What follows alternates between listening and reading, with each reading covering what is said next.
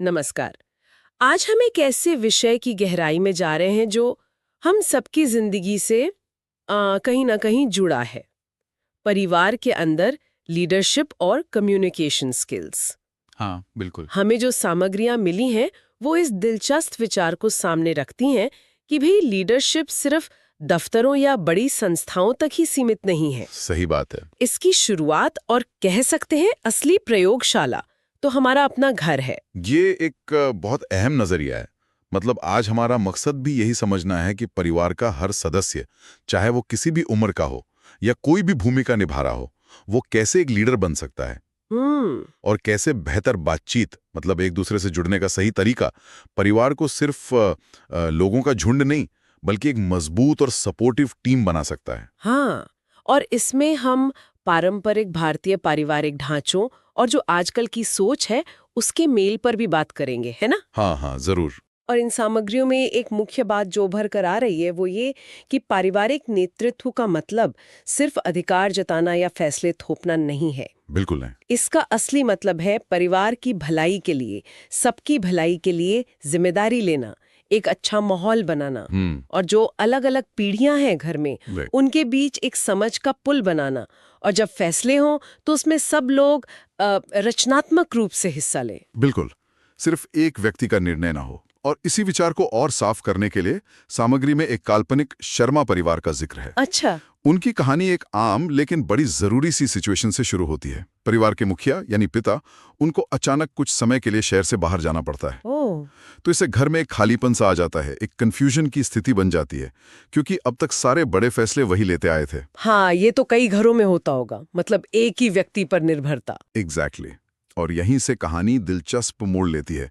हम देखेंगे कि कैसे शर्मा परिवार ने इस चुनौती को वितरित नेतृत्व यानी डिस्ट्रीब्यूटेड लीडरशिप, मतलब जिम्मेदारियों को बांटकर। हाँ, जिम्मेदारियों को बांटकर और आपसी बातचीत को बेहतर बनाकर संभाला। तो चलिए, शर्मा परिवार की इस यात्रा और दूसरे मिले विचारों के जरिए पारिवारिक नेतृत्व की अलग अलग स्टाइल्स, बातचीत की परतें और उसमें आने वाली रुकावटें, और हर उम्र का सदस्य कैसे लीड कर सकता है, इसे समझने की कोशिश करते हैं। बिल्कुल। सबसे पहले तो ये समझना जरूरी है कि परिवारों में लीडरशिप कई अलग अलग शक्लों में नजर आती है। कोई एक फिक्स तरीका नहीं होता। अच्छा। सामग्री 4 मुख्य स्टाइल्स का जिक्र करती है। पहली है ट्रांसफॉर्मेशनल या परिवर्तनकारी नेतृत्व। परिवर्तनकारी मतलब? ये वो सदस्य होते हैं जो परिवार को एक दिशा दिखाते हैं, मुश्किल वक्त में हौसला बढ़ाते हैं और जो सबके साझा मूल्य हैं उनको मजबूत करते हैं। शर्मा परिवार में दादी माँ कुछ ऐसी ही भूमिका निभाती थीं। अपने अनुभव से सबको जोड़कर रखना, भविष्य की एक तस्वीर दिखाना। प्रेरणा देने वाले।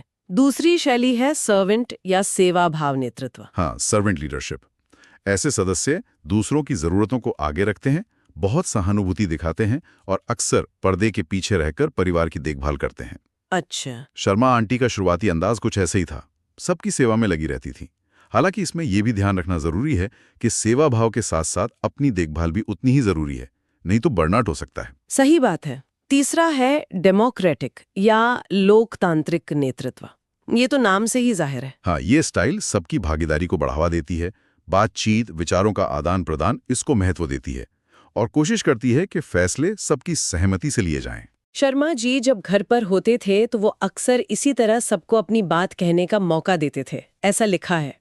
हाँ, और चौथी, जो शायद आज के जमाने में सबसे ज्यादा जरूरी है, वो है सिचुएशनल या परिस्थितिजन्य नेतृत्व। सिचुएशनल मतलब स्थिति के अनुसार। बिल्कुल। इसका मतलब है कि जरूरत और किसकी क्या एक्सपर्टीज है, उसके हिसाब से अलग अलग समय पर अलग अलग सदस्य लीडरशिप की बागडोर संभालते हैं। अच्छा, जैसे शर्मा परिवार में पिता की गैर मौजूदगी में हुआ। हाँ, वही। जैसे तकनीक के मामले में राहुल ने मदद की, किसी क्रिएटिव काम में प्रिया आगे आ गई और इमोशनल सहारे के लिए सब आंटी की ओर देखते थे। तो ये दिखाता है कि लीडरशिप किसी एक इंसान की बपौती नहीं है, ये बदलती रहती है। बिल्कुल, एक डायनामिक प्रोसेस है और इस प्रक्रिया की जान है प्रभावी संचार, इफेक्टिव कम्युनिकेशन। हाँ, बातचीत। सामग्री बताती है कि पारिवारिक बातचीत के भी कई स्तर होते हैं, सिर्फ ऊपरी जानकारी देने से लेके गहरे भावनात्मक जुड़ाव तक। कई स्तर कैसे? जैसे पहला स्तर है सिर्फ सूचना साझा करना। अच्छा। खाना तैयार है, बस इतनी सी बात। अच्छा, ये तो बहुत बेसिक हुआ। हाँ, दूसरा स्तर है अपनी राय देना।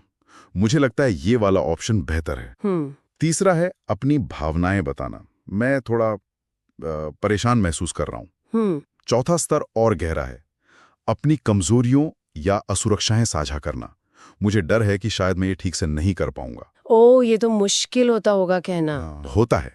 और पांचवा, सबसे गहरा स्तर, जहां पूरा विश्वास और जुड़ाव छलकता है।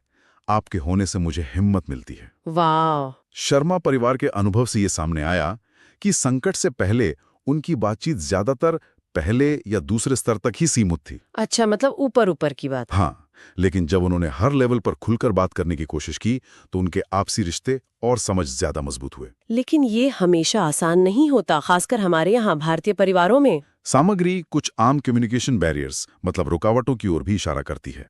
सही कहा, जैसे पीढ़ी का अंतर, भाषा अलग, बात करने का तरीका अलग। हाँ, वो तो है। या फिर वो पारंपरिक पदानुक्रम, हायरार्की, जहाँ बड़ों की बात को बिना सवाल मान लेने की उम्मीद होती है और युवाओं की राय कई बार दब जाती है। बिल्कुल। और जेंडर रोल से जुड़ी जो पहले से बनी धारणाएं हैं वो भी बातचीत को रोक सकती हैं। तो इन बाधाओं को तोड़ने के लिए क्या करना चाहिए? धैर्य रखना होगा, आपसी सम्मान बहुत जरूरी है, और एक ऐसा माहौल बनाना होगा जहां सबको लगे कि उनकी बात सुनी जाएगी, उन्हें शामिल किया जाएगा। हर आवाज को महत्व देना और भूमिकाओं में थोड़ा लचीलापन लाना, यही इफेक्टिव कम्युनिकेशन की कुंजी है। चलिए, अब वापस शर्मा परिवार पर आते हैं। पिता के जाने के बाद जो संकट आया उसे उन्होंने कैसे संभाला? आपने बताया पहले तो सब पिताजी पर ही निर्भर थे। हाँ बिल्कुल। तो पिताजी के अचानक जाने से घर में जैसे एक ठहराव सा आ गया। कोई समझ ही नहीं पा रहा था कि भाई जरूरी काम कैसे होंगे, फैसले कौन लेगा। इसी मोड़ पे उन्होंने महसूस किया कि चीजें बदलनी होंगी। उन्होंने एक नया तरीका अपनाया जिसे हम फैमिली काउंसिल मॉडल कह सकते हैं। फैमिली काउंसिल मतलब मीटिंग? हाँ, एक तरह से, लेकिन सिर्फ बड़ी समस्याओं के लिए नहीं है। इसका मतलब था नियमित रूप से जुड़ना और बात करना। रोजमर्रा की चीजों के लिए भी? हाँ, जैसे सुबह साथ में नाश्ता करते हुए बस 10 मिनट ये पूछ लेना कि आज किसका क्या प्लान है, किसी को कोई मदद तो नहीं चाहिए। बहुत सिंपल। अच्छा। फिर हफ्ते में एक बार, मान लीजिए रविवार शाम को, थोड़ी देर बैठकर ये देखना कि पिछला हफ्ता कैसा रहा, आगे क्या जरूरी काम है और कौन क्या जिम्मेदारी लेगा। और शायद महीने में एक बार थोड़ा ज्यादा वक्त निकालकर परिवार के बड़े लक्ष्यों पर, मूल्यों पर, आपसी रिश्तों पर बात करना। बिल्कुल सही। ये सिर्फ काम निपटाने के लिए नहीं था, बल्कि एक टीम की तरह सोचने और आगे बढ़ने के लिए था। अच्छा। जब पिताजी बाहर थे तो एक जरूरी फैसला लेने के लिए उन्होंने एक इमरजेंसी मीटिंग भी की और उसमें उन्होंने भूमिकाएं बांटी। भूमिकाएं कैसे? जैसे दादी माँ अपने अनुभव के कारण वो सूत्रधार बनी, मतलब डिस्कशन को गाइड किया। प्रिया ने नोट्स लेने की जिम्मेदारी ली। राहुल ने टाइम का ध्यान रखा और आंटी ने यह पक्का किया कि जो फैसले लिए गए हैं उन पे अमल हो। अरे वाह, ये तो काफी ऑर्गेनाइज तरीका है। हाँ, और ये दिलचस्प है कि कैसे उन्होंने संकट को एक अवसर में बदल दिया। उन्होंने सिर्फ फैसले ही नहीं लिए, बल्कि फैसले लेने के तरीके को ही बदल दिया। और जिम्मेदारियां भी बांटी होंगी? हाँ बिल्कुल, जिम्मेदारियां बांटी गईं। जैसे प्रिया के एडमिशन के लिए रिसर्च की जिम्मेदारी आंटी ने ली। तकनीकी मदद की जरूरत पड़ी तो राहुल ने की। राहुल के प्रोजेक्ट में प्रिया ने क्रिएटिव सुझाव दिए। घर का बजट सबने मिलकर संभाला। ये वितरित नेतृत्व का बेहतरीन उदाहरण था। जो संकट पहले परिवार को लाचार महसूस करा रहा था, वही अब सबको सशक्त, एम्पावर्ड महसूस कराने लगा। इससे पता चलता है कि नेतृत्व क्षमता हर किसी में होती है, बस उसे उभारने और सही दिशा देने की जरूरत होती है। बिल्कुल। यहाँ सामग्री एक मजेदार सवाल भी पूछती है, जिससे कोई भी अपनी स्वाभाविक नेतृत्व शैली के बारे में सोच सकता है। हाँ, वो सिचुएशन वाला। हाँ, मान लीजिए घर में अचानक खबर आती है कि 2 घंटे में 20 मेहमान आने वाले हैं। आपकी पहली प्रतिक्रिया क्या होगी? ऑप्शन ए, सब शांत रहें, मैं सब संभाल लूंगी, जैसा मैं कहती हूँ वैसा करो। ये हुई सत्तावादी मतलब अथॉरिटेरियन शैली। संकट में काम आ सकती है शायद, पर लंबे समय में दूसरों को सीखने का मौका कम देती है। ऑप्शन बी, ओके चलो सब मिलके प्लान बनाते हैं, कौन क्या काम सबसे अच्छे से कर सकता है। ये हुई डेमोक्रेटिक शैली, सहयोग पर आधारित। ऑप्शन सी, आप सब चिंता न करें, मैं देख लूंगी, आप आराम करें। ये है सर्वेंट या सेवक शैली, दूसरों की चिंता पहले, पर खुद के थक जाने का खतरा इसमें रहता है। और ऑप्शन डी, वाह, इसे एक चैलेंज और मौके की तरह लेते हैं, चलो कुछ नया और मजेदार करते हैं। ये हुई ट्रांसफॉर्मेशनल या परिवर्तनकारी शैली, प्रेरणादायक, दूरदर्शी। तो सामग्री कहते हैं कि कोई एक शैली हमेशा सही नहीं होती। बिल्कुल नहीं। सबसे प्रभावी नेतृत्व शायद स्थितिजन्य होता है। मतलब आप सिचुएशन के हिसाब से अपनी स्टाइल को बदलना सीखते हैं। अच्छा। कभी आपको दृढ़ होना पड़ता है, कभी सबको साथ लेकर चलना होता है, कभी दूसरों की सेवा करनी होती है, तो कभी सबको इंस्पायर करना होता है। लचीलापन जरूरी है। ये वाकई सोचने वाली बात है। अच्छा, अब इस पर आते हैं कि परिवार में अलग-अलग उम्र के सदस्य कैसे नेतृत्व में योगदान दे सकते हैं। क्या छोटे बच्चे भी? हाँ बिल्कुल। सामग्री कहती है कि 5 से 12 साल के बच्चे भी छोटी जिम्मेदारियां लेकर लीडरशिप के पहले पार्ट सीख सकते हैं। जैसे अपने खिलौने संभालना, घर के पालतू जानवर का ध्यान रखना या भाई बहन के छोटे मोटे झगड़े सुलझाने में मदद करना।